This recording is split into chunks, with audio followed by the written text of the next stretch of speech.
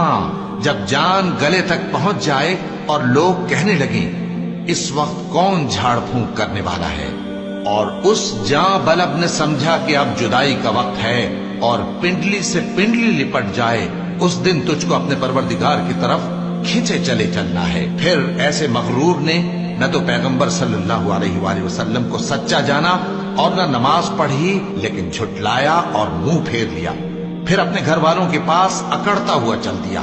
خرابی ہے تیری، خرابی پر خرابی ہے، پھر خرابی ہے تیری، خرابی پر خرابی ہے۔ کیا انسان یہ خیال کرتا ہے کہ اسے یوں ہی چھوڑ دیا جائے گا؟ کیا وہ منی کا جو ٹپکائی جاتی ہے ایک قطرہ نہ تھا، پھر لوتھڑا ہوا، پھر اللہ نے اس کو بنایا سو اس کے اعضاء کو درست کیا، پھر اس کی دو قسمیں بنائیں، مرد اور عورت۔ کیا اس کو اس بات پر قدرت نہیں کہ مردوں کو زندہ کر دے؟